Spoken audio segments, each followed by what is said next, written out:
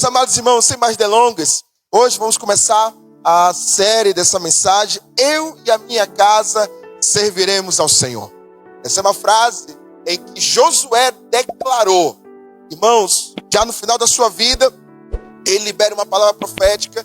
E eu declaro, irmãos, isso na minha vida, essa frase, né, esse slogan aqui, eu e a minha casa serviremos ao Senhor, é uma realidade. Eu declaro isso há muitos anos.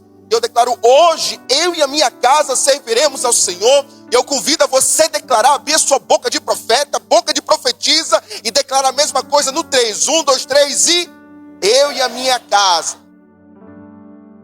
Sabe o que acontece quando você libera uma palavra da parte bíblica? Deus responde.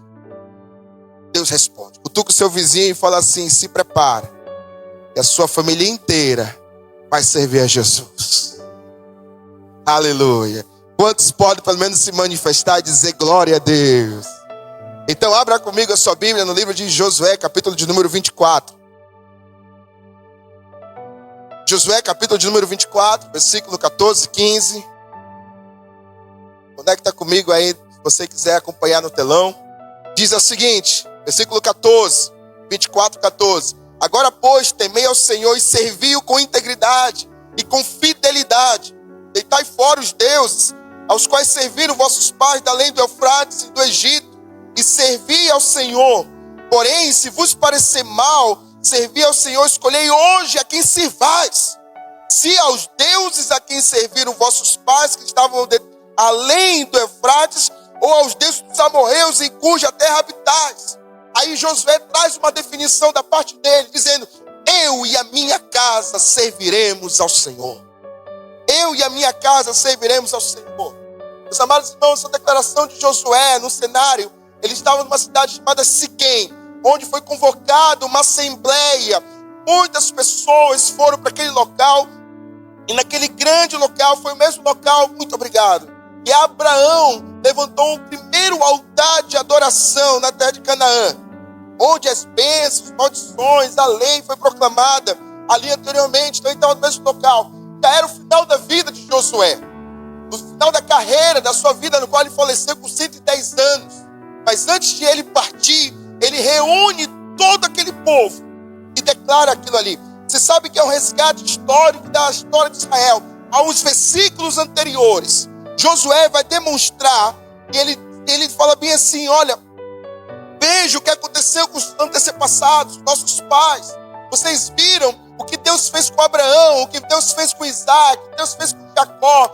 Vocês viram como o Senhor livrou e abriu o mar vermelho, e eles saíram da terra do Egito, da mão poderosa de Faraó, e o Senhor libertou aquele povo. Viu o grande milagre, e o Senhor sustentando aquele deserto, e o Senhor nos trouxe a vitória, agora conquistando Jericó e várias outras cidades. E agora todo mundo já estava estabelecido na sua terra, todas as 12 tribos, menos a tribo de Levi, que Levi não tinha uma herança, porque a herança era o Senhor. Mas todas as outras 12 tribos naquela terra prometida já estavam assentadas, habitadas lá. E esse momento, ainda, você percebe que mesmo quando eles foram lá e conquistaram a terra, ainda estava habitado por outros povos, eles venceram. José fez até uma aliança com o povo que era de Israel. Um povo diferente, entrando, irmãos, significa uma cultura diferente. Imagine, você, um brasileiro, entrar agora num país americano. São culturas diferentes, costumes diferentes. Então aqueles povos que habitavam lá e que Josué conquistou a terra, agora estava dominando sobre eles, tinham uma cultura de adorar outros deuses. Tinham uma cultura de adorar outros deuses. Imagine agora esse choque cultural. E nesse choque cultural de pessoas, Josué traz uma definição da fé dele. Ele traz uma definição antes de morrer. Ele fala assim: eu faço uma escolha. E a minha escolha é: eu e a minha casa, nós não vamos servir a outros deuses. Nós vamos servir a Jeová. A Jeová. Nós vamos servir ao Senhor. E aqui, irmãos, é muito prático o que eu vou dizer para os amados irmãos. A vida humana, ela dá duas opções. Sempre você vai chegar no momento da sua vida, da minha vida, nós vamos chegar numa bifurcação. Ou eu vou para um lado, ou eu vou para o outro. A nossa vida humana são vida de escolhas. Quer um exemplo?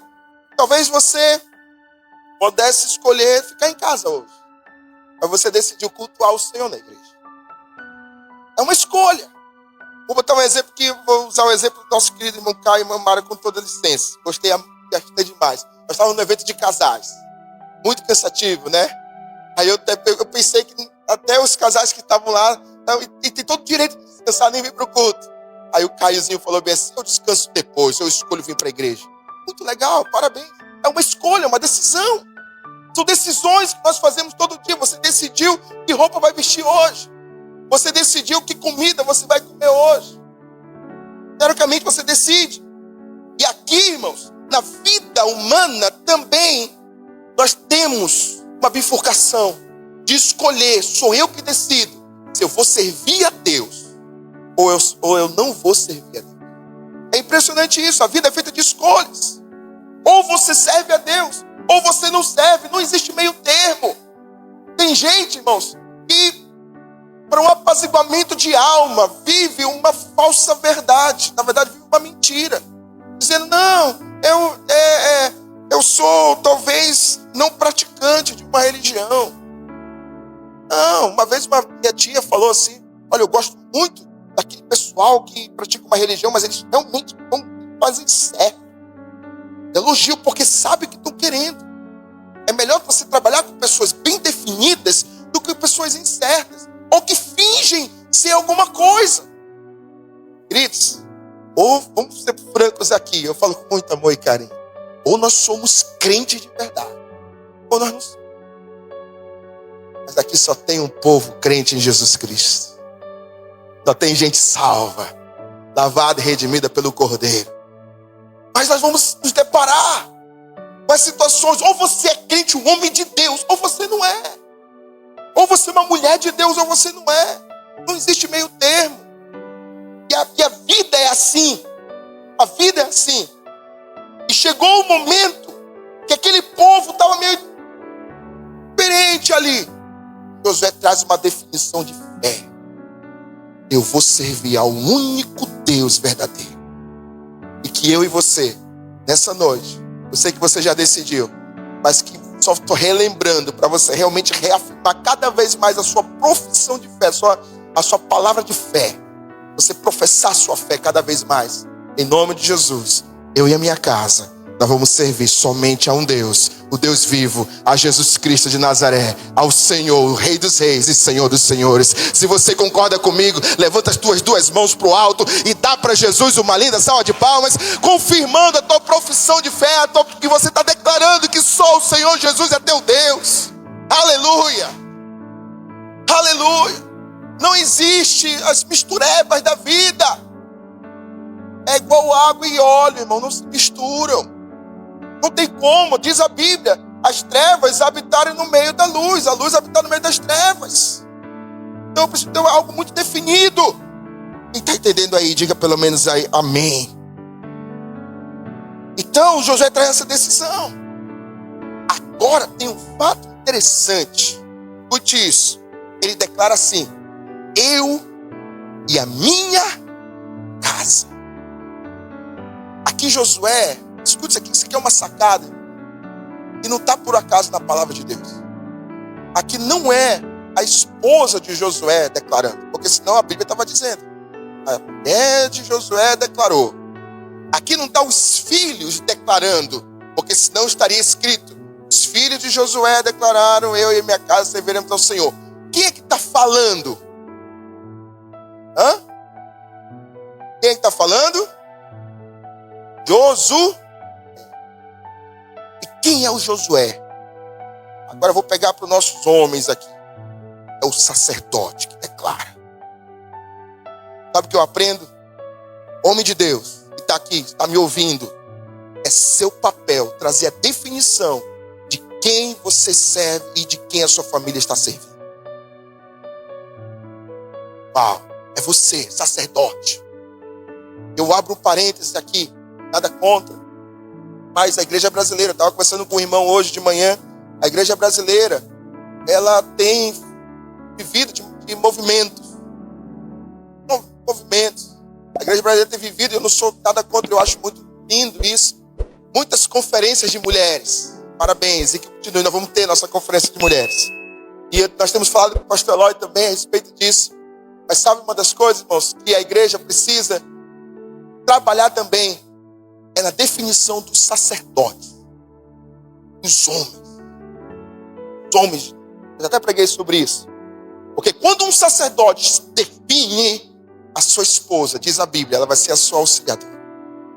Só que muitas vezes as disfunções familiares fazem com que as coisas sejam tão complexas. Aí a mulher tem falta do papel do sacerdote na sua casa. Aí a mulher tem que assumir. Porque não tem sacerdote. Ele está debaixo da sacerdotisa. Então ela tem que exercer a função. O homem não faz nada, não define nada. É a televisão que governa ele, é o futebol que governa ele, é todas as outras coisas que governam ele, menos a palavra de Deus. Aí tem que a mulher falar assim: ei, fala para a igreja.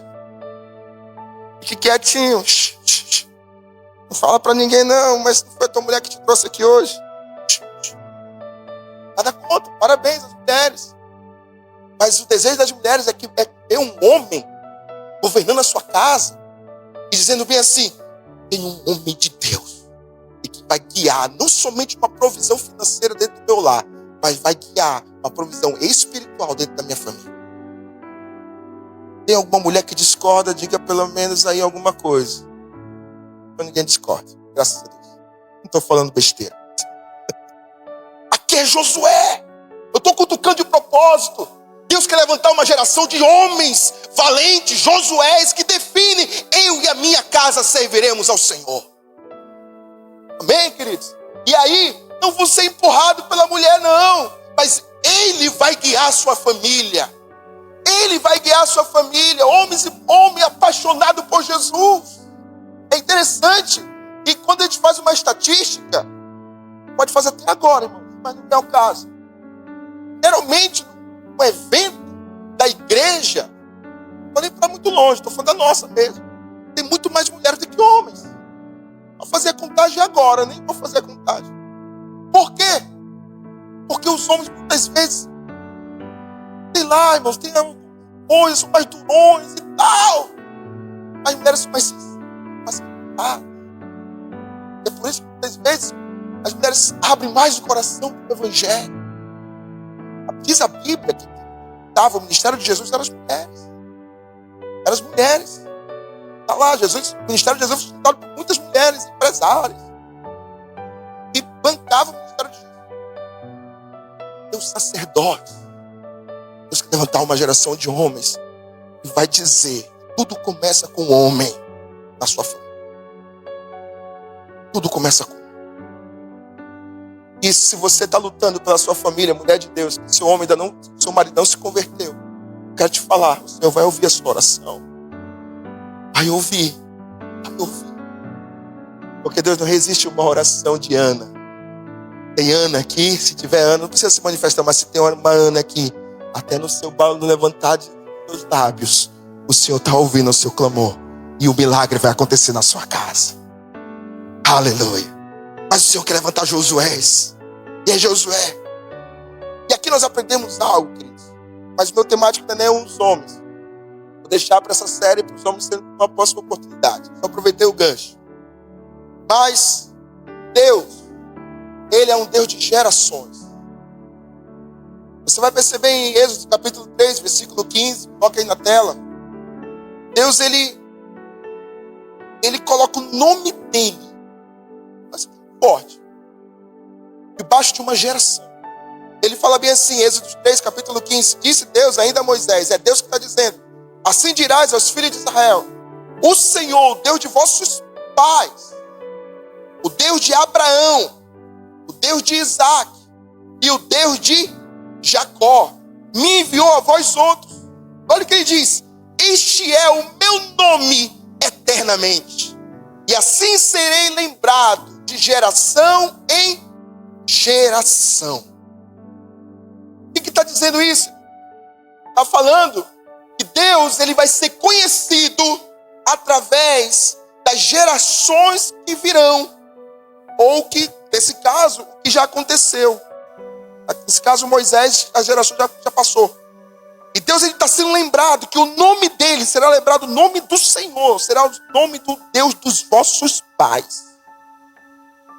Ele não para por aí, ele será o Deus de Abraão. Ele será o Deus de Isaac. Ele será o Deus de Jacó. 4 gerações. Onde Deus quer se manifestar que ele é Deus sobre cada uma das gerações. Sabe o que eu aprendo? Deus, ele quer se manifestar na sua vida. Qual é o seu nome? Vou pegar aqui o nosso querido pastor Helder, já que ele está aqui. Deus está dizendo, eu sou o Deus do Helder. Sabe o que ele também está dizendo? Eu sou o Deus do Caio, da Sâmia e do Glauco. Eu serei Deus dos seus netos. Eu serei Deus dos seus bisnetos. Eu serei Deus dos seus trisnetos. E eu também fui o Deus dos vossos pais. Não sei se já faleceram, se já estão vivos. Também sou Deus dos vossos pais. Sabe o que eu aprendo? Deus, ele é Deus da tua família. Deus, ele quer se manifestar dentro da tua casa. Deus quer se manifestar dentro do seu lar. A sua família, você não está inserido. Mesmo que você possa ter alguma família complicada, alguns problemas disfuncionais, seja lá qual for a circunstância, eu não sei. Mas eu declaro que Deus é Deus da sua casa. Deus é Deus da sua família. E ele é conhecido como Deus de gerações. Em Mateus, pastor, isso é só no Velho Testamento, mas em Mateus, Jesus falou assim, ele diz assim, eu sou o Deus de Abraão, o Deus de Isaac e o Deus de Jacó. Jesus reafirma quem é o Pai, ele está falando da Trindade, ele está falando do Pai da Trindade, o Deus Pai. Meu Deus, o meu Pai, ele é conhecido como o Deus de Abraão, de Isaac e Jacó. Então Deus é um Deus que vai passar por gerações e gerações, e ele será Deus sobre a tua casa. Aí ele fala o seguinte, Êxodo capítulo 20, olha que isso aqui é muito forte. Ele diz assim no versículo 5, Êxodo 20, versículo 5. Não adorarás nem dará culto, porque eu sou o Senhor teu Deus, Deus zeloso, que visto a iniquidade dos... olha só, eu visito a iniquidade dos pais nos filhos até a 3ª e 4ª geração. Aqui é muito forte. Se Deus não é Deus da sua vida, se Deus não é Deus dos seus filhos, dos seus bisnetos, haverá, irmãos, a visitação da iniquidade até a 3ª e 4ª geração daqueles que me aborrecem. Porém, olha o que o Senhor fala, eu faço misericórdia até 1000 gerações daqueles que me amam e guardam os meus mandamentos. Tem alguém que ama o Senhor aqui, meu irmão? Se tem alguém que ama, diz a palavra, Deus vai visitar a sua geração até 1000. Em nome de Jesus.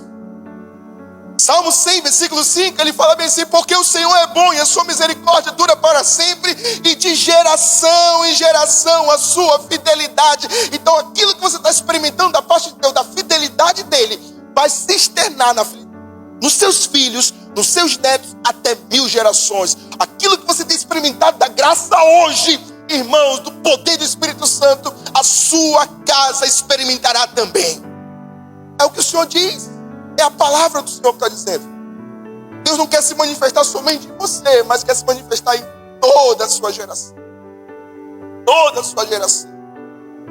E aqui, irmão, hoje, nessa primeira parte da série, eu quero falar da primeira geração logo que está depois de você. São nossos filhos. São nossos filhos. Sua casa. Josué está aqui me ouvindo, sacerdote, ter esposa. Deus quer derramar muita graça. Mas eu e você, nós somos responsáveis pelos nossos filhos da próxima geração, para que Deus também seja, você possa ver a manifestação do Senhor nos seus, para alguns dos seus netos. Eu particularmente, até a Adriane já falou isso, falando desse acampamento de casais, nós, questões financeiras, a gente só teve uma filha, e agora a gente depois pensou e cogitou ter mais um, enfim, mas decidimos não ter mais nenhum. Mas eu declaro que minha filha vai ter pelo menos 3 netos. 4? Eu vou ter pelo menos 3 netos. Perdão, falei Letícia, sou eu. Eu e a Adriane. 3 netos. Porque eu quero ver aquela mesa cheia de curumim. Tentando.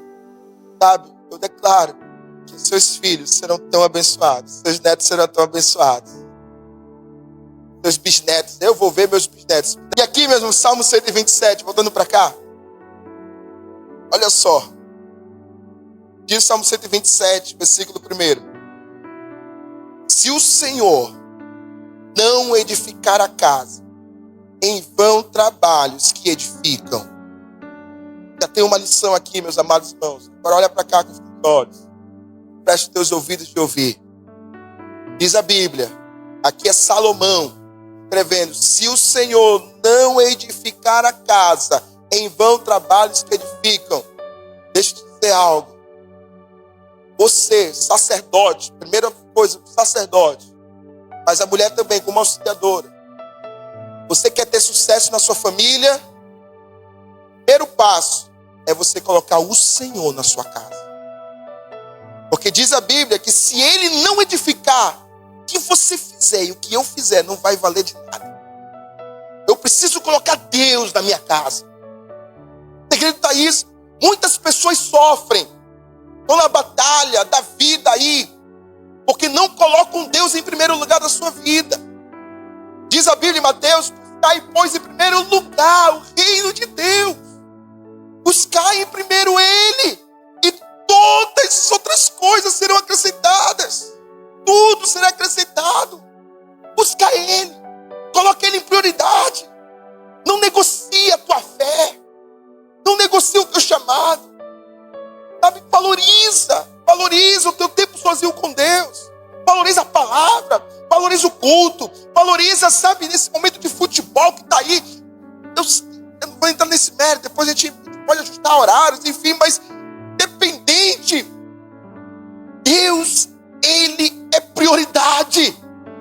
Cadê os adoradores dessa igreja? Aqui é uma igreja cristocêntrica, onde o Senhor e somente Ele é digno de receber louvor e adoração. Onde nós cantamos Ele é exaltado. Ele é exaltado, não somos nós, não sou eu. Ele é exaltado, todo louvor e toda a glória seja dada a Ele. Nós somos apaixonados por Ele, nós queremos nos encher dEle. Nós queremos ver a nossa casa servindo ao Senhor, mas colocando Ele lá dentro.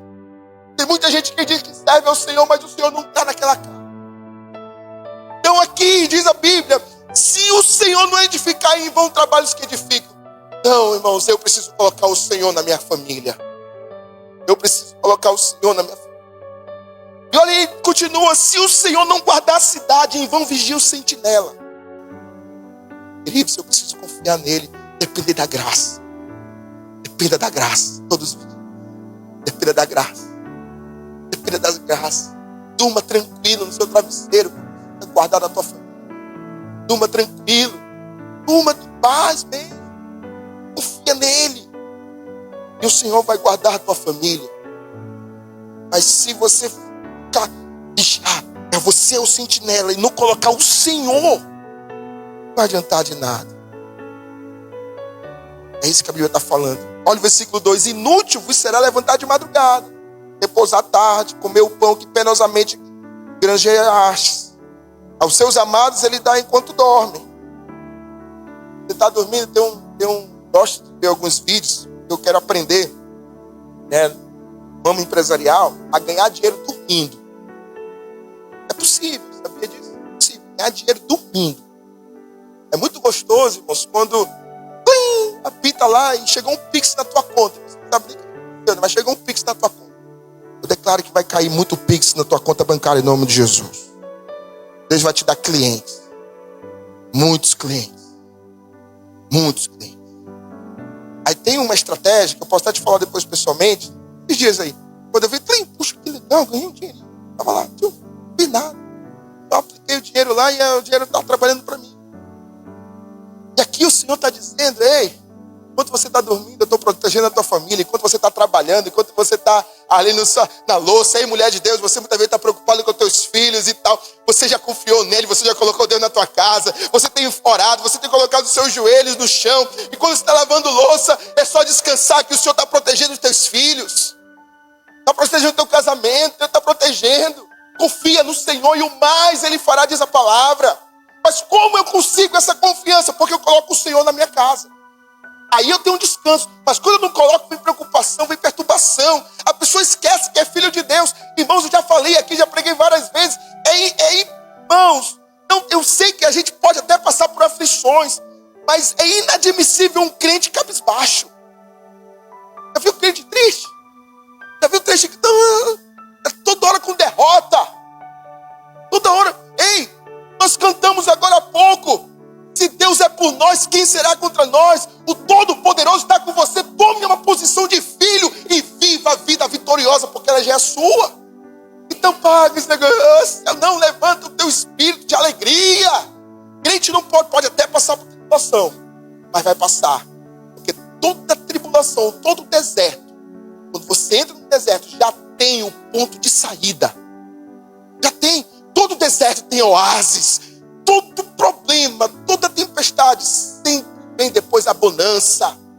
Lembra-se disso, meus amados irmãos. Aos amados Ele dá enquanto dorme. Deus vai abençoar tanto a tua vida. Eu descansar, porque o Senhor está dentro da tua casa. Você pode declarar comigo mais uma vez: eu e a minha casa serviremos ao Senhor. Declare para o seu vizinho: você e a sua casa servirá ao Senhor. Aleluia. Aí ele diz, ele continua: herança do Senhor são o quê, meus irmãos? Os filhos, fruto do ventre do seu galardão. Então, deixa eu te dizer algo. Você que já tem filho, ou pretende ter filho.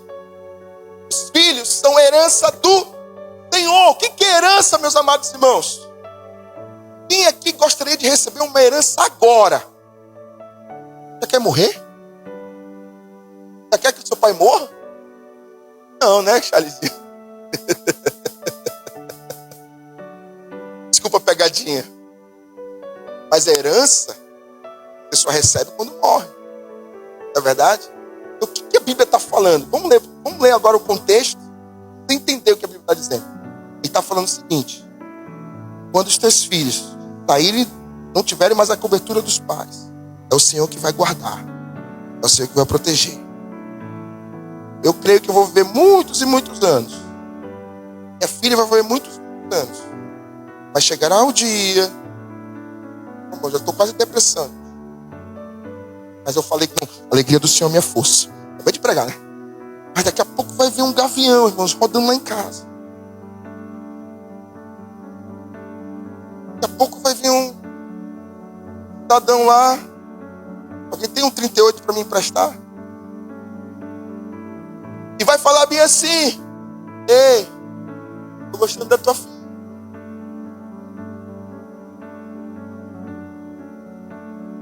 Eu não vou fazer o que eu gostaria de fazer agora. Mas vai chegar.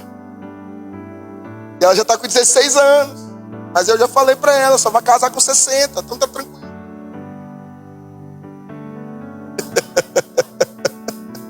Tô brincando. Mas vai chegar. E aí daqui a pouco, esse cidadão vai levar minha filha, irmão, da minha casa. Dá vontade de já chorando. Com remédio para ansiedade, ansiolítico. Teatro agora, irmãos. Estou precisando. Daqui a pouco vai embora. Escute o que eu estou te falando. Escute isso aqui. E aí ela vai, ó. Eu já falei para ela. Quando você for começar a trabalhar, até antes de que for, começar a trabalhar, eu quero 30% do teu salário para poder pagar o prejuízo que às vezes tem investido. Estou brincando. Não é nem 10% do dízimo, né? 30%. Ter filho é caro. Agora deixa eu dizer uma coisa, brincadeiras à parte. Daqui a pouco ela vai embora. E sabe o que ela vai fazer? Sabe o que ela vai levar? Tudo isso aqui. Os princípios que eu e a mãe dela estamos ensinando para ela. Isso que ela vai levar. É por isso que Deus é um Deus de geração. E aí ele está falando herança do Senhor, porque teoricamente, escute isso aqui, irmãos. Isso aqui é só uma simbologia, tá? Teoricamente, eu e a minha esposa vamos morrer. Aí ela vai ficar sozinha. Ela já vai ser a herança dele. Nós não criamos filhos para nós mesmos. Nós criamos filhos para o mundo. Para voarem. Para serem melhores. Para serem realmente conquistadores. Eu falo para minha filha, você sonha em algo. Luta, porque eu já sou pastor. Eu estou aqui, já estou com minha vida e tal. Foi isso que eu decidi, foi chamado. Tem sonhos financeiros para estudar. Eu não posso fazer a prova por você. Mas daqui a pouco ela vai ter a vida dela. Assim como um dia chegou isso comigo com a minha esposa. Chegou na vida de todo mundo. E aí, irmãos, sabe qual é o nosso desafio? Eu estou no mesmo barco que os irmãos. Eu estou na mesma onda, mesma vibe. Não estou longe de vocês, não. Sabe qual é o nosso desafio, papai e mamãe? É que o Deus que eu sirvo, ela possa falar: eu amo o Deus que meu pai serve. E que ela possa dizer para os seus netos: Deus que o meu pai servia, eles também vão amar o Senhor Jesus, que também nós servimos. A maior vitória do ser humano não é naquilo que ele conquista de dinheiro. Não é aquilo que ele pode conquistar de bens materiais. A maior vitória do ser humano é ver a sua geração salva e dizendo: só o Senhor Jesus é Senhor de todas as coisas. A maior vitória da sua vida, da sua família, não é as conquistas pessoais, é ver a sua família salva. Josué entendeu isso. Por isso que ele decidiu: eu e minha casa serviremos ao Senhor. O fruto do ventre, seu galardão. A minha filha é galardão do Senhor. Nós somos apenas mordomos. Você só está cuidando da herança dele. Como flechas na mão do guerreiro, assim os filhos da mocidade. Feliz o homem que enche deles a sua aljava. Meus amados irmãos, essa é a herança. Essa é a herança. Nós precisamos preparar os nossos filhos para a vida. Eu preciso preparar a próxima geração para a vida. Efésios capítulo 6, versículo 4. Ele fala bem assim: ei, pai, não provoqueis vossos filhos a ira, mas criai-os na disciplina e na admoestação do Senhor. Paulo está falando: criai os seus filhos na disciplina e admoestação do Senhor. É dever dos pais criar seus filhos. Não é dever da professora do pasquim. Não é dever do professor do colégio. Não é dever da tia, ou melhor, irmãos, não é dever do avô e da avó. Mesmo que eu sei que às vezes o avô e a avó assumem. Estou falando de uma família que não tem muita disfunção. Aí na situação que for, é claro que você vai adaptar. Quero que os irmãos bem compreendam. Mas é interessante isso. Que as famílias disfuncionais, é muito forte o que eu vou dizer, meus amados irmãos. Eu falo com amor e carinho, mas eu não posso deixar de pregar a verdade. Famílias disfuncionais aconteceram por causa de pais disfuncionais que não colocaram o Senhor dentro do seu lar. Aí as coisas que não tinham princípio, que não tinham valores, caminhavam naquilo ali: não tem nada a ver. Ou até tinham conhecimento, mas nunca praticaram os princípios da palavra, que liberta, que salva. Porque a vontade de Deus é sempre boa, perfeita e agradável. Quando o Senhor coloca um princípio, nada é pesado, tudo é leve, tudo é maravilhoso, tudo é para abençoar a sua vida. Mas muitas vezes nós não damos ouvido. Somos carnais, pecadores, pecaminosos, somos da nossa essência. Nascemos debaixo de pecado. Por falta, às vezes, até de conhecimento, até debaixo de ignorância, cometemos erros. E nesses erros, nesses pecados, nessas situações, nós prejudicamos a nossa família. E a família fica disfuncional. Mas, se, irmãos, graças a Deus, que em você, agora, nós podemos criar, mesmo que nós tenhamos uma história complicada, mas hoje nós podemos criar uma nova história. E a partir de mim, a partir de você, a partir de hoje, a partir de uma decisão clara, perfeita, perfeita, nós podemos criar uma história diferente, uma história de alegria, uma história de bênção, e que o Senhor prometeu que essa bênção vai chegar até 1000 gerações. A partir de hoje, mesmo que as coisas ainda não estejam ainda no devido lugar, mas decida hoje servir a Jesus. Assuma a sua responsabilidade. Famílias abençoadas, escute isso, anote, grave na tábua do seu coração. Famílias abençoadas começam de pais posicionados, onde não negociam a sua fé, onde não negociam os princípios da palavra, onde não negociam os princípios eternos e imutáveis de Deus. E os nossos filhos, quando eles verem em nós, eles vão amar ao Deus que nós servimos. E na geração deles, eles vão praticar os mesmos princípios e valores que nós não negociamos. Provérbios capítulo 22, versículo 6, de forma muito prática. Eu já estou indo para o final. Diz o seguinte: ensina a criança no caminho que deve andar, e que ainda quando for velho, não se desviará dele. A Bíblia é muito clara. E nós devemos ensinar a próxima geração no caminho. O caminho é o seguinte: quantas vezes, está aqui a nossa irmã do Paz Kids, já fizemos vários eventos, várias circunstâncias, várias situações, onde é até triste dizer, vamos convidar as crianças, aí o pai fala bem assim: mãe, na igreja, às vezes desgarrados, às vezes sozinhos, está aqui recebendo a palavra, e tem eu e a tia do Paz Kids, pregando o evangelho. Pai, sabe? Logo assim. E aí, irmãos, eles acham até bonito, eles acham legal ir para a igreja, mandar o filho para a igreja, mas eles não estão servindo a Jesus. A criação dos filhos começa dizendo o seguinte: você e eu, nós temos que estar no caminho. Para nós queremos da nossa próxima geração sucesso, bênção, eu preciso já receber dessa bênção. Quem está entendendo, pelo menos diz amém aí. Sabe, queridos, há um proceder dos princípios práticos. Nós vivemos princípios práticos da palavra, nossos filhos também viverão. São princípios inegociáveis. Lá em casa é uma regra. E quando a minha filha está debaixo do meu teto, ela vai provar do meu cinturão. É o ditado? Tem fome do meu pirão, prova do meu cinturão. Lá em casa, quem manda é a Adriane. Lá em casa, quem manda somos nós. Filho, filha, escute isso aqui, queridos. Nós estamos falando da próxima geração.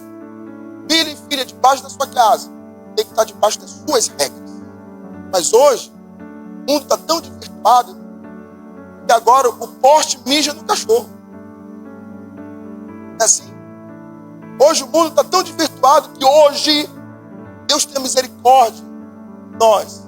Hoje está sendo celebrado o orgulho LGBTQIA, mas todas as letras do alfabeto. Mas quando nós falamos, cadê o povo de Deus? Levanta, diz assim: eu tenho orgulho de ser da paixão, de servir a Jesus Cristo de Nazaré. Mas hoje o mundo está desvirtuado.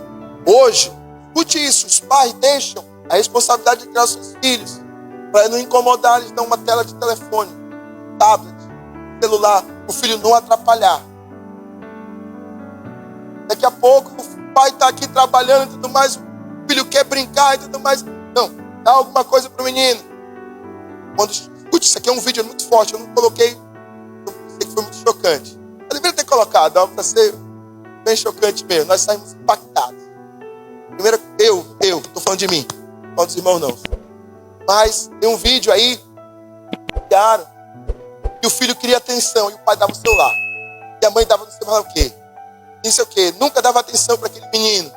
Depois, quando ele ficou velho, tá idoso, precisando de cuidado. Aí a mãe, precisando do filho, o filho não estava nem aí mais pro pai. Melhor colocar no asilo. Porque ele nunca teve atenção. nunca teve ensino da palavra. Ele nunca viu seu pai adorando a Jesus. Ele nunca viu sua mãe adorando a Jesus. Para ele entender a honra de pai e mãe. Porque ele nunca viu os pais honrando a Deus. É muito fácil colocar agora videogame na mão da criança. É muito fácil colocar o celular na mão da criança. Para ele ser entretido. Mas cadê a correção? Cadê a disciplina? Cadê o pai e a mãe que falam assim, meu filho, não é legal. Ao invés de dar um telefone para ele e não corrigir. Ele está gritando. Ai, cala a boca, menino. Vai calar a boca do menino agora. Dá um celular para ele. Aí ele. Mas não é ensinado princípios, valores. Só louvor pode subir. Estou finalizando. Não ensina princípios, não ensina valores. Não corrige. Já contei essa história para os irmãos. Certa vez, isso eu aprendi com a minha mãe. Certa vez, esta cunhantanzinha aí, ela chegou, era pequenininha, 2 anos de idade, ficou no shopping. E aí ela passou numa vitrine. Eu sempre tive medo disso. Estou contando isso porque o pastor Helder e a pastora Silvia não sabem. Alguns irmãos já sabem. E aí tá lá, Letícia lá no shopping. E aí, ela, a primeira coisa, eu tinha medo que minha mãe já tinha me alertado isso. Mas eu nunca pensei nisso, né? Aí ela, na vitrine, ela, eu quero isso. Aí eu fiquei olhando aquela cena. Daqui a pouco ela deitou lá no shopping. Fiquei olhando aquilo. Fiquei olhando. E o pessoal ao redor ficou olhando, parando. Aí eu lembrei da minha mãe.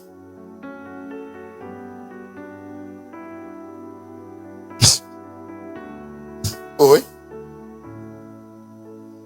Foi isso que eu fiz. Tomara que não caia a calça aqui. Não quer sair.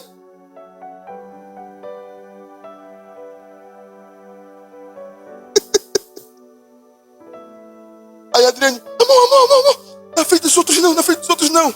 É verdade. Não na frente dos outros. Nunca envergonhe seu filho. Nunca faça ele passar vergonha. Eu falei, eu já sabendo disso. Vem cá. Peguei aquele monstrinho. Levei pro carro. Amor, tem câmera.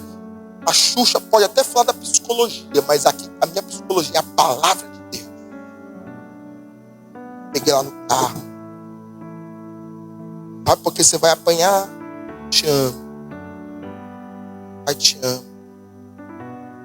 Aí você vai levar uma bela no bumbum. Bate no bumbum, nesse traseiro aqui, na almofada santa que Deus criou. Para uns avantajado, para outros nada. Mas não tem problema nenhum, irmão. Mas é lá, no bumbum. Essa almofada aqui santa que Deus criou. E aí eu tenho outra coisa de disciplina, queridos. Ela tem que sentir a dor. Não espancar, mas tem que sentir a dor. Porque o pecado dói. A desobediência dói. Então a criança, isso aqui também serve para o adulto. Quando você pecar tem que doer. Com a alma. E aí eu peguei peia na menina. Dei mais 4 papuletadas. Glória de Jesus. Uma filha que honra o pai e a mãe. E hoje está aqui cantando e adorando a Jesus Cristo de Nazaré. Oh, aleluia. Ei, deixa eu te falar uma coisa. Eu tenho erros. Minha esposa tem erros. Mas nós temos esse coração, temos esse entendimento. A próxima geração, nesse caso bem prático da Letícia, ela vai servir a Jesus. A próxima geração, nossos netos vão servir a Jesus. Nossos trinetos vão servir a Jesus. Quando eu estiver lá, irmão, quando eu for, não tiver mais nem um dente mais. Que vai cair. Deixa eu te falar uma coisa, vai passar céus e terra. Essa dentadura aqui também vai cair, irmãos. Fica tranquilo. Esse dente vai cair um dia, vai acabar tudo. Tudo vai acabar. Mas a tua casa, ela vai perpetuar de geração em geração. Como diz a palavra, fique em pé. E eu declaro sobre a sua vida, de geração em geração, a fidelidade do Senhor sobre a sua família, sobre a sua casa, sobre os seus filhos. Sempre haverá bênção. Sempre haverá a glória do Senhor sobre você. Você recebe essa palavra aí, meus irmãos. Você recebe aí a bênção do Senhor. Pega a sua família aí. Vamos estar orando.